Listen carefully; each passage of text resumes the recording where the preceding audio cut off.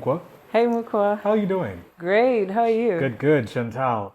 You know, I had an auntie of mine that I really found very interesting. I loved and I also found very interesting. And when I was younger, it gave me a really hard time pronouncing the name Chantal. It's such a beautiful name. Thank you. Nice to meet you. Nice to meet you too. I know someone who used to, back then, used to pronounce it as Chantal. Chantal. Yeah. An And adult it or a was child? weird. Oh, he was a boy. A boy. Yeah, Okay, primary. that makes sense. Yeah. So we did actually mention that this season we're gonna, focus on not just, the popular faces and, bring up some new faces. And some people might know you and some people might see you as a new face. But please, tell us more about yourself. Oh, well, again, my name is Chantal and currently I do a number of things in the arts industry, including what we're doing here, but also filming for documentaries and the biggest part I'm doing right now is interviews. So if you're hiring someone for interviews, What kind of interviews exactly? So you have a documentary, for example, and you're looking for someone who can interview properly. I'm your girl. That's perfect. I love that. Tell me more about yourself, Chantal. I would love to know. You did hint on before we started filming that you stopped drinking. I was trying to offer you a drink and you were like, you were not about a drink. Oh, well, I do have a drink in here, so I just said it's not alcoholic. Yes. Tell me more about that. That's such a very refreshing thing to always hear. Every time I hear people telling me that they used to drink and they stopped, and it's not of a certain age group, it's very intriguing for me. I'm like, what's the story? Tell me more about that.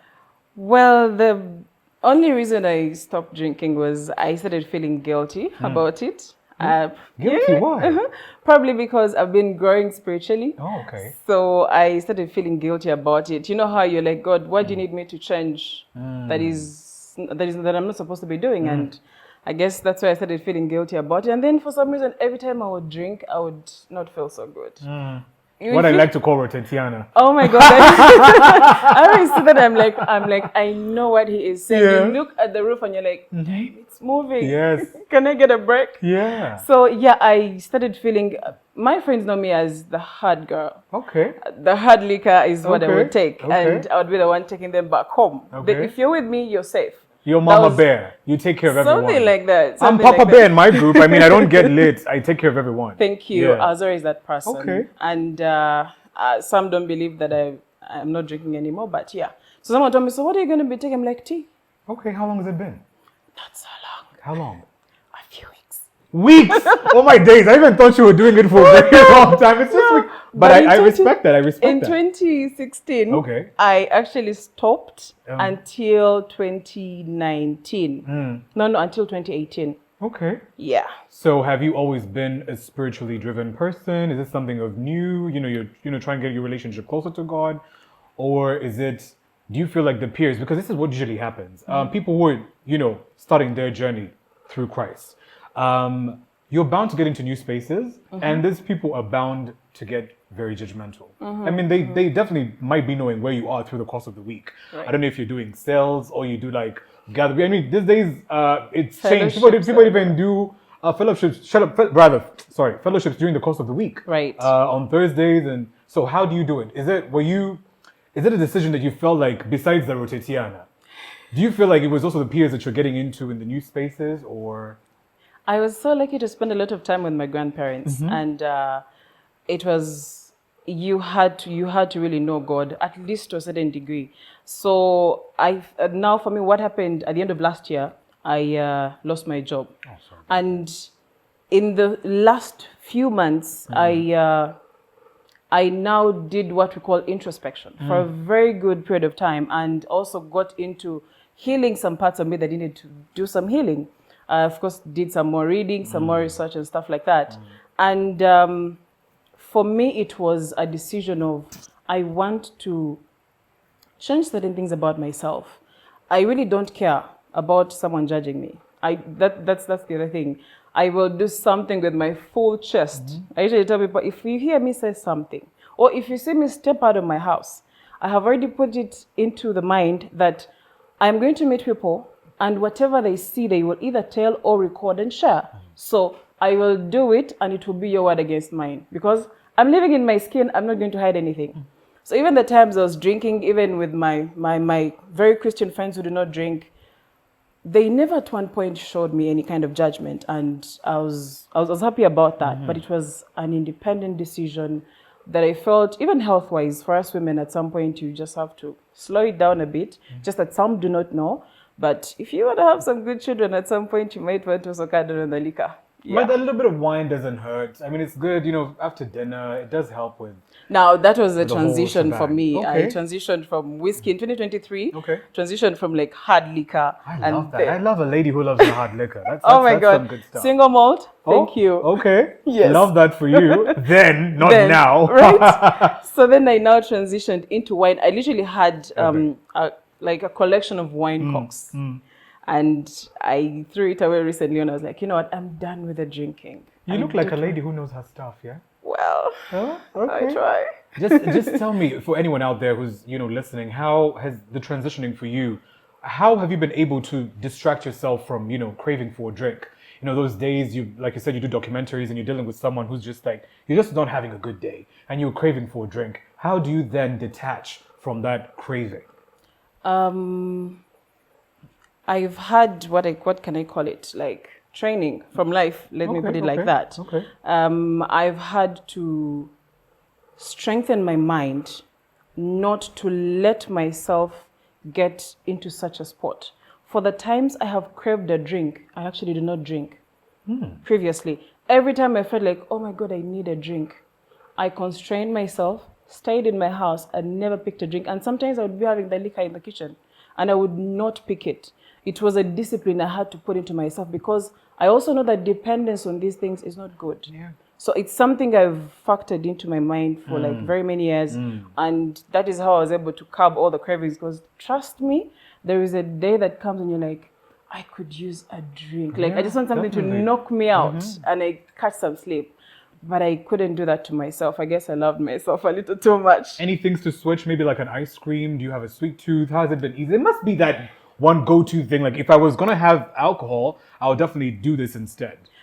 To be Are you a honest, foodie? Like what else can take you away from the liquor? to be honest, I've never looked at it like that because even my drinking was, Social.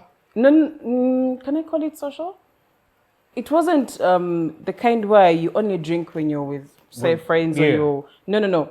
I'll pick a drink, but it's like how you wake up and you're like, okay, I think I need to eat. It's not something you're like, that is a part of you, engraved in you. No, that's the beauty for me. That was the beauty about it. But I'm a foodie, I'm a sweet tooth. I love to take my taste buds onto an adventure. Okay. So the food has to taste good. So maybe that part, but I've not, when I look back, I've really not seen myself switch, say, okay, since I can't have alcohol, I think I should have some ice cream. I've not seen myself do That's that. a beautiful thing. You should be grateful that you are not programmed like that, because there's so many people who feel like if I'm going to ditch something, I should replace it with an activity. No, it's codependence in a way. And I don't, it kind of feels like vulnerability to me, and I don't like it. And I'm not a fan of vulnerability. So anything that makes me feel like I'm getting attached to it, in most cases, I will do my best to make sure I don't get attached. Yeah. That's beautiful. So, do you have any plans of, are you seeing someone special? Do you want to have kids? I would really love to tap into the whole kid situation. But before we even get into your dating life, what are some of your icks? That's just a no-brainer. You're like, you know what? I'm not gonna go there. If you're doing this, it's done deal. I'm walking out. I'm done. I'll give you mine. Mine is a bit crazy, but I want to hear yours. If I see your nails and there is dirt in your God. nails. Let's hope I don't have any dirt in my nails. Okay. So do I pass? Even your nails are always neat. Every time you snap, I'm like, okay. Does he first wash his hands or something? Thank you. But the people who are neat. So if someone has dirt in their nails, I'll be like, ew. And no. Doesn't matter if he has money, he's spoiling you to death, flying you out anytime that you feel like. Please, come on. There's some things you can change. Okay. I feel like there's some things you can change. I'm thinking about the part where you go like, okay, well, can we train and, I think at that point where I would draw the line would be if there is no will to, to make some of those adjustments. But of course you'll be, like the first sight of it, you're like, ew, what else is wherever I'm not seeing? And for me, that's like one thing I look at, I'm like, ouch. What are we no. doing? Yeah. Yeah. The other thing I don't like is rude people. Why am I with you and you're being rude to the waiter or waitress? Hate it. I Can't stand actually it. don't, it hurts me. For me, it hurts me. I'm like, why are you treating someone like this? I wouldn't want to be around you. The other thing is, I don't like a man that brags. Okay. The minute he starts bragging, I'm like, okay, What are we doing? that sounds like we are so self-absorbed. So, Or you're one of the females who feel like if you're in a relationship or in a situationship with someone, you should be the center of attraction. The man should just sit back and just be like a dummy and not do anything and listen to you be no. the main character of the moment. Oh, no. I don't like being main character. Oh, okay. Okay. So I believe we have to have like a certain balance, really. You can talk about yourself and stuff like that, but you're not going to brag about how you're helping your village mates and taking them water, and then you're the one who is funding your friends at the hotels. Half You're the time one it's who your is dad's money. Now those are the ones I don't get. People who brag off their parents. That's one thing that I fail like, to understand. is the account is the cash flow yours, or you're a trust fund baby? There's lots of trust fund babies out there, and they love to have a moment. But it's crazy. So, do you want to have kids? I do want to have kids. I do want to Okay. have kids. What's your take on, oftentimes online people are being bashed constantly. I do not want to say that. I wouldn't want to say I don't want to have kids. But then again, I'm not crazy about the idea. If it happens, if it's written in the books, then, God said that I was going to have kids at one moment. Okay, maybe one or two. But am I crazy about the idea? Maybe I don't not. think so. But the conversation that is constantly brought up, even like in so many settings, it could be with friends, or it could be, during the festivities and you're going to visit your family. And there's that constant question that pops up. When are you having kids? When are we seeing your partner? My thing is like, what if I don't want to have kids? And there's always that look that you receive. You look like The aunties. yeah, you're the Lucifer. You're in hell. You don't want to have kids. How dare you say you can't have kids? What do you mean you don't want to have kids? What's your take on that? If someone does not want to have kids, let them be. Because you do not know. But by the way, you know the reason as to why they used to push people to have kids. For the sake of leaving a legacy. But do you know how we live legacies right now? It's entirely It is different. written that Ethan Kavuma was one of the best radio presenters. He did this and this and this, and that was his legacy. He built this and this and this and this. He innovated this and this, and that is legacy. Back then, legacy was attached to children. And also the fact that there was like heirloom. So someone is like, so who's going to take care of my property when I'm gone? How will they ever know that I had an offspring, or who will continue the family lineage, something like that? But currently, no, if I don't want to have kids, please don't bother me. I'm sorry to say this, but today, we have, these amazing ladies who help us at home, with chores and everything. And sometimes they tend to come, well, my personally tends to come, with a child. And I don't know if I'm a horrible person, but naturally I can't stand tantrums. So like today, as I was leaving the house, I was like, you know what? This is one of the reasons I can't do this. I can't. If I'm going to have a child, I'll probably have like the room soundproof or 2 homes at that. Just come see them when they're cleaned up. Does that make me a horrible person? I don't know. Well, in a way, it would make you as if unsupportive, especially to your partner, because now that means you're leaving the work to the lady to do. I mean, there are people to help. Everything is provided for. I just do not want to be around for the tantrums. Unfortunately for you, if you have children, you are going to have tantrums probably till they finish like primary. Oh my days, and the terrible twos, I've heard of those. I don't want to be a part of that. The terrible twos are the worst. I've seen my friends' kids. Oh my God. Not one to look at. So you would have to literally prepare your mind for what comes with children. You will think, okay, I think now we are safe. And then you're like, okay, the kid is asleep. It's 12 a.m. and stuff like that. And then at 3, the kid cries and you can't even sleep. You're back from a late night. Thank you very much. And that's going on. You don't want to have that. Thank you. So it cannot really be like rolled out. The tantrums can't be. Do you know that some parents still have issues with their children who finished campus? think about this. This parent is really worried about their child who's a drug addict, for example. And they're called, come pick a child. They've done this. They're in prison and stuff. It's not a tantrum, but they're giving you headache. What do I do with this girl of mine, with this boy of mine who has refused to grow up, who is addicted to this? And parenting never ends, probably till the day you take your last breath. Speaking of parenting, do you feel, I don't know how this is going to be received, but do you feel, I wouldn't want to speak for most parents, but the majority, right? Do you feel like we're retirement plans for our parents? This whole situation of like, oh, you must have kids who will take care of you when you're older. Or who will you send to the shop? Or who will do ABCD, who will take you to, would I be a horrible person if not that I'm saying that I would do it, but like, if I sent my parent to like, what were the facilities that they send people to take care of them? Everything is catered for you, pay for the whole package. Elderly homes. Yes. Do you think most of our parents see us as retirement plans? It's a mindset thing, and a good number of parents see it that way.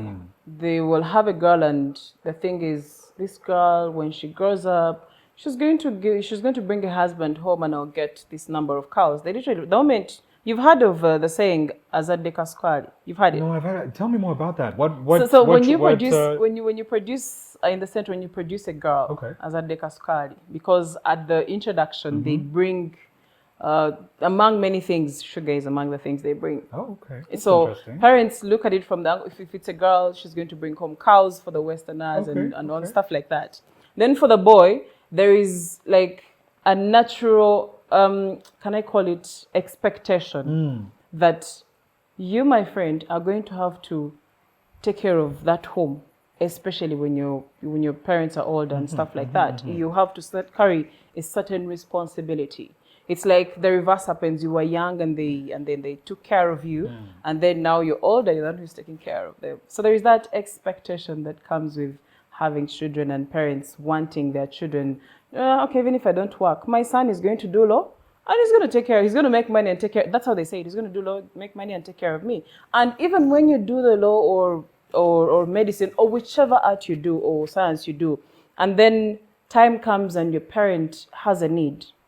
In most cases, they don't factor in that you have life happening for you somewhere, and you can actually not have the amount of money they want. They will call you, I need 500,000, I need 1 million shillings. And you're like, can I get a few days to put it together? Or can you wait till end of month for my salary? And they're like, no. And then the tantrums you're talking about, it's not the kids only. Yeah, it's the parents too. It does. Yeah. And for some reason, there's an age gap that has those tantrums. The expectations are too high. 50 and above, parents start getting what we call ntondo. Wow. Listen, that kasukali situation, I didn't know about it. I mean, we learn something new every day. You said what? Kasukali what? It's called they say when you produce a girl, they say azadde kasukali. So it's strictly for female for the girls. Yes. Okay. So this is from the central region. Yes. Okay. And then for the west, for all I know, they'll be counting cows. That's interesting. They'll be counting cows. Even when you're like interacting with some of those parents, they'll be like, how many cows do you think they're going to give you if your daughter is behaving like this? Yeah. Now that you mention, I would not want to specifically name drop what kind of, should I call it race, that has been programmed to feel like once you have a female child, they are programmed to believe that they must, even education is not priority, but they are programmed to feel like they need to be, married off as a must. Like they are trained from ground to know you need to take care of a man, you need to take care of a family, and you're off as early as 16, 17, 18. Yep. That's crazy. Because, back then the girl was, for the sake of creating a family, the only thing, if you're a woman back then and you can't have kids, you were not treated so well.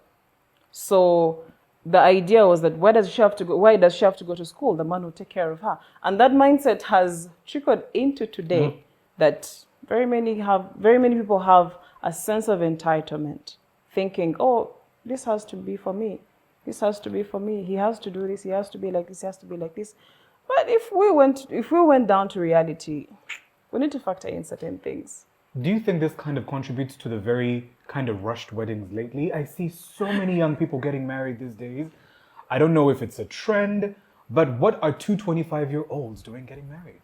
I don't understand what that means. Well, Maybe I'm a hater from the outside, but probably they feel like they're in love and they should get married. But there is so many reasons I would attach to the very many weddings. families getting involved. Family, peer pressure from even the friends are getting peers, married. yes. Yeah, and then you're like, shoot, I'm the one who's not married. So before you know it, the girl is putting the guy in pressure. You have to, and then the engagements. If Chantal had an engagement in, say, Zanzibar, I the need other to top friend, that out. my friend, it has to be Maldives. It has to be. You understand? There is that kind of competition that is there that is really unnecessary. I would say. So there is so many factors that contribute to the so many weddings we are seeing. My prayer is that these guys are doing the right thing, It's because very- even the rate of divorces is not going down. Is it?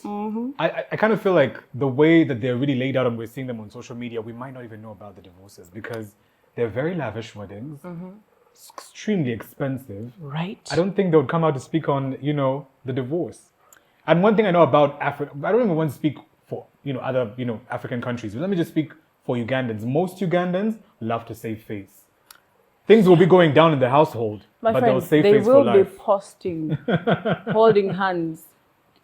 People are beaten, and the next thing they're posting, and they're happy, and they're on dates and they're on trips, and they're getting cars and stuff like that. But when you get inside their house, it's not okay. It's a whole different story. It's a whole different story, and it actually saddens me personally. It saddens, as someone who is, I love family a lot, and any disruption or anything that doesn't go well with family, even with a stranger, I feel for them, because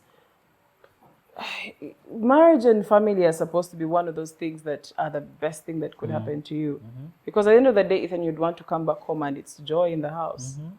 But then people go back home and one takes to their room, another one takes to their room, or one comes in the morning as the other one is leaving, which is very sad. It's crazy. I really, really love the fact that you shared your story. You didn't specify how many weeks you've been clean. 1, 2, 3, 4, 5, 6. Around 3. 3 weeks. That's still something. There's someone who can't even do one day. But so into your 3 weeks in this journey that you're taking. So are you taking a break or are you entirely done? No. Entirely You done. are entirely done with alcohol. Okay. Now, for someone that's out there that's, struggling with, trying to, make their relationship with God deeper. And also, before we even get into all of that, as we quickly wind up, there's this understanding where people feel that if they're in religious spaces, they are forced to do or act a certain way. Now they want to switch up the whole persona, start preaching online. I've been seeing so many people recently on Snapchat, to be precise. They give their life to Christ and they want to switch it out. Shots. Shots are fired in abundance. My thing is, can we find a way to practice our relationship with God without us, throwing it in people's faces? I understand you have to, spread the gospel, but how do we, for someone like you who's, felt like, if I'm going to deepen my relationship with God and I want to, be more in tune spiritually, what's any word of advice for someone who's just trying to take the path that you're taking? The relationship you're creating with God is between you and Him, not your neighbor, not your workmate, not even your siblings or parents. And that's where we go wrong. The truth is, we will always fall short. Every single day we make mistakes. And the part that should help us in this case would be humility. Now, when we talk about being humble, some people confuse it with being modest, which is not. I don't want to sound like I'm preaching, but the biblical No, it's okay, way, please. the biblical I'm way a church of boy. humility. Used to be. Still, I pray from home, but same thing anyway. So the definition of humility is how God defines it. How does God define humility? I shouldn't be judging you. If I am judging you, I am being prideful, because I am literally as if looking at myself as if I am higher than you. But listen, I fall short. So anyone who is trying to grow their relationship with God, humility is very important. Understand that you fall short. Extend grace. Anyone can falter, anyone can make a mistake. You have to be quick to forgive. You have to extend grace. You don't know. I might be standing here looking at you and I'm thinking, how dare you do that? But I'm not in your shoes. And I love to write. Sometimes I write some quotes here and there.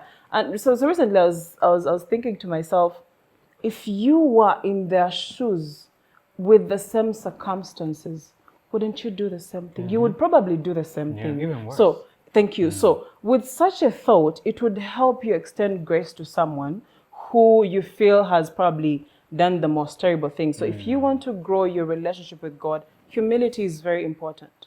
And then forgiveness is not just for your neighbor, even for yourself. You wake up in the morning and someone pisses you off. And you're like, you can't hold it in, and you're like, you find yourself jeering or throwing some words that are not nice. And then now you start self-rejecting, you start hating yourself, and you're like, okay, as a Christian, how dare I do this? But then you fall short. Even the fact that you think so highly of yourself that you shouldn't fall short is not humility. By being humble, you should know that I will make some mistakes as long as they're not intentional. And then I will go back to him like, God, I fell short here. Help me out. I want to do this better. So it's a process. But humility, grace, and forgiveness towards others. Beautiful, beautiful. I love when people get into it, because as much as we love to banter, we also like to get back into it. But so we've spoken about the spiritual part. Any last parting words for anyone out there who's struggling to, leave the intoxication that they love to use? I love to take breaks. I think the most I've done is, I've done 6 months. I love to take, breaks every now and then, but can I say that I would entirely leave? Well, you can't know. Well, we'll see. We'll see about I used to tell myself, Yeah. I'm done with whiskey. Yeah. So I'm going to be a wine girly. Yes. And I tried that for some good time. Also, it was quite a transition. So you were was off for the me. browns, then to the wine. Yes, thank Okay. you. So I had now for that case I found the alternative Okay. for the whiskey, and that was the Proseccos. Okay. You know Proseccos It's like no. There are those that are They're strong. yeah. Okay. If you're someone that is trying to get off the whiskey and you want something hard, you might want to try a Prosecco. Okay. So I went into the Proseccos and then into the port wine and stuff like that. Okay. But for someone who is trying to get off intoxication, if you get off 3 days or 5 days and then you fall back, don't hit yourself hard. Get up and try again. It's a process. And I don't know how many believers are out there or who believe that these things, the changes that we need to make, they're not by our strength, Ethan. True. The moment you understand that, you will know that, listen, I am going to do my part. I'm going to keep trying. I'll keep trying. And then when that time comes and I've fully gotten the grace of God, I will actually wake up one morning and I'll not even crave the drink. I'll not want the drink. Really. I know someone who was a serious smoker. So one random day on the street, they're preaching. And he's like, guys, before you tell me to give my life to Christ, let me first just one more cigarette, just one last one. Yeah. But no, don't go, don't go for the cigarette. First, just pray with us. He's like, no, I need it, just one more time. No. And then he allowed eventually, and they prayed. Up to today, he will tell you, I don't remember how I stopped how I stopped smoking. So, at the end of the day, if your heart is willing, keep trying. And don't beat yourself up for trying and then you fail and then you try again and then you fall. No. It happens with everyone. But forget about the drinking and everything. Just look at sinning in general or making mistakes in general. Today you make one and then you repent, and then tomorrow you make another one. You're like, I'm going to do better. And then, so we keep trying. It's not instant. It's a process. No, it's a process. For some, yes, it could happen instantly. But when you look at it critically, they have had a time of transition over the years or over the months that they either did not recognize or they get to recognize after, and they're like, oh, wait, I started feeling like this, and then I started getting withdrawn, and then I started feeling like this, and then boom, I woke up one morning and I was not drinking anymore. So it's a process. Give yourself grace. Give yourself grace. And I usually tell people, life should be so easy. So if you wake up in the morning and you're like, okay, I have tried my absolute best today and I really craved the drink and I gave in, it is well. Get up tomorrow, try again. Life should be that easy. As long as you're putting in the work and you're trying your best to put the discipline in place, you'll be all right. Indeed. Yeah. Well, Chantal, this has been amazing. It's been nice. Thank you for having me. Thanks for coming to Hey Mokwa.